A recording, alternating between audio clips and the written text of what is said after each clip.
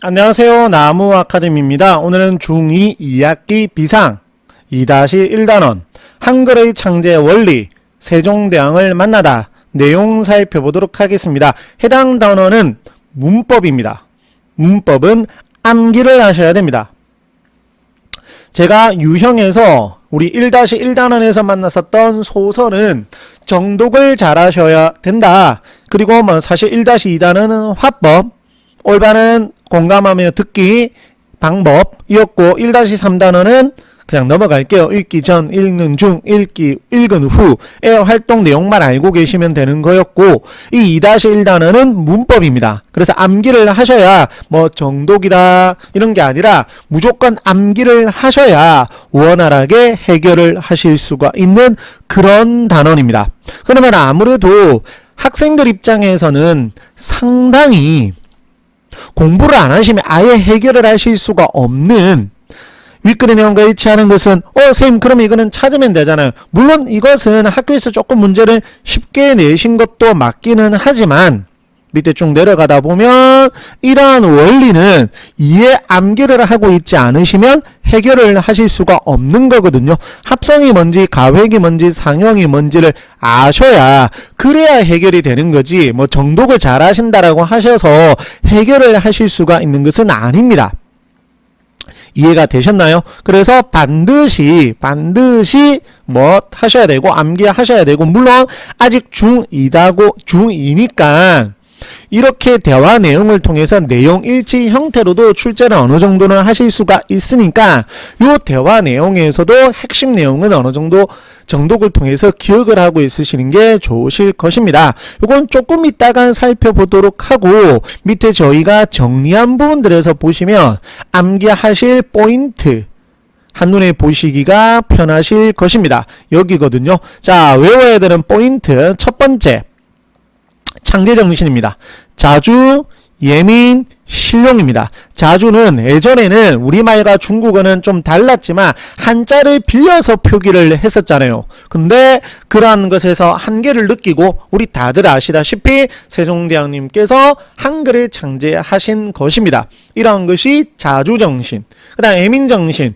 아무래도 이제 한자를 잘 아는 양반들 같은 경우에야 그럭저럭 사용을 했겠지만 우리 백성들은 그 한자 다 모르잖아요. 그래서 좀 억울하고 힘든 일이 많았겠죠. 그러한 백성들을 위하여 창제한 것이기 때문에 무슨 정신? 예민정신에 해당이 된다라는 거. 마지막 세 번째 실용정신. 자, 지금은 24자지만 이때 당시는 28자였거든요. 그러면 참 생각해보세요. 자음 17이랑 모음 11자, 즉 28자만 외우면 그래도 글자, 언어생활, 문자생활을 할 수 있었던 겁니다.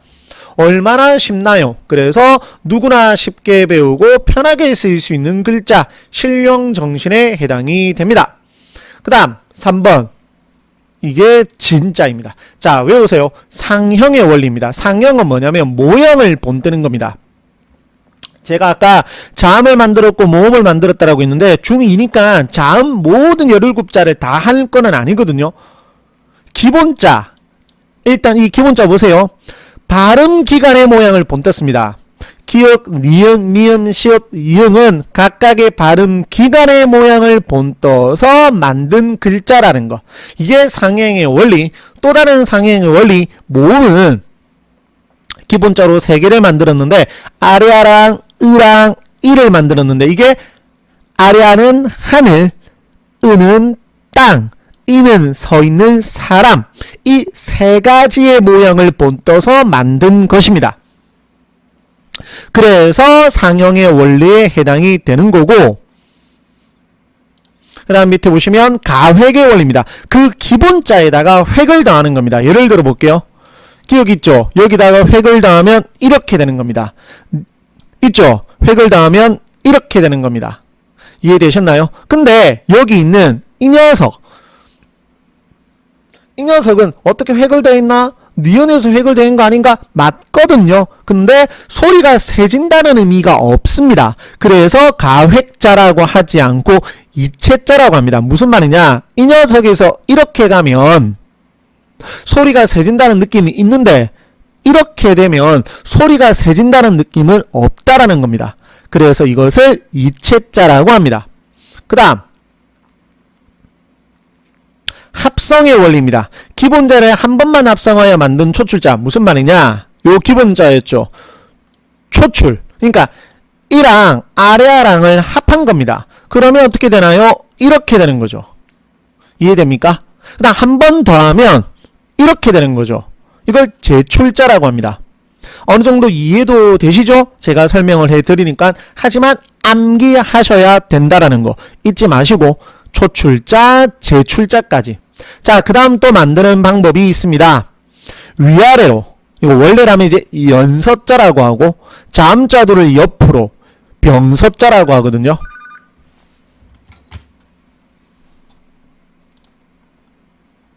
그 다음 자음표가 있습니다.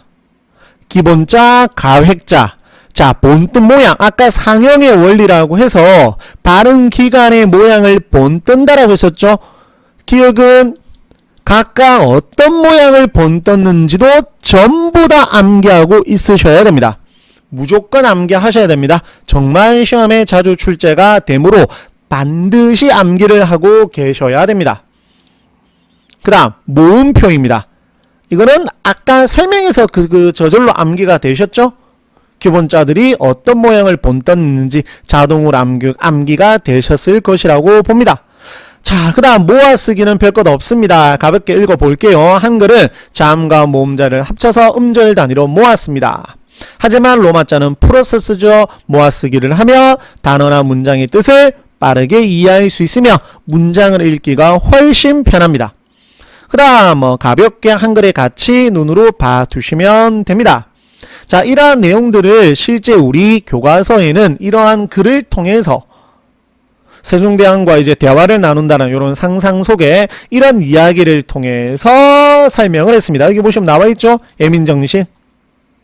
여기 있죠? 실용정신.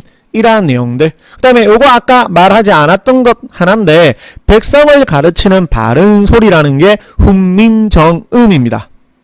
요것도 꼭 기억을 하고 있으셔야 됩니다. 그래서 한글의 창제 배경에 한글의 창제 정신까지 이렇게 나와 있죠.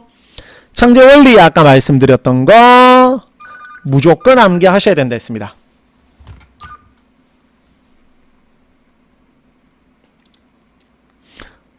됐나요? 가획의 원리 다 살펴보았던 내용입니다. 자, 그러면 가볍게 문제 한번 살펴보도록 하겠습니다. 볼까요? 기역, 니은, 디귿 보시면 자음자의 기본자는 뭐로 만들었죠? 상형의 원리로 만들었죠. 그 다음 니은으로 가볼까요? 자음자는 기본자의 획을 하나씩 더해서 무슨 자라고 했죠? 가획의 원리라고 했죠. 그 다음에 디귿 모음자는 기본자를 뭐 했죠?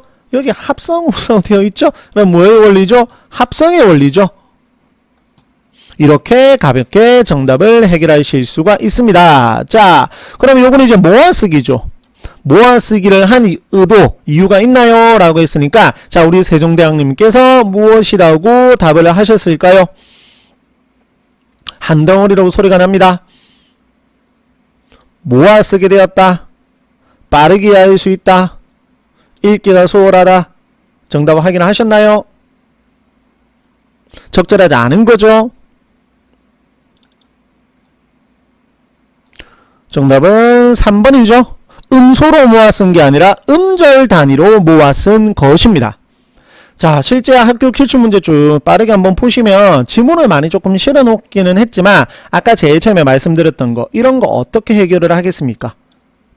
암기를 하시지 않으시면 그대로 틀릴 수밖에 없는 그런 겁니다. 그리고 아무리 내용일치 형태처럼 지문이 이렇게 제시가 되어 있고 확인을 하라는 식으로 하였지만 아무래도 보시면 아시겠지만 외워야 훨씬 더 수월하게 이것도 무조건 암기죠.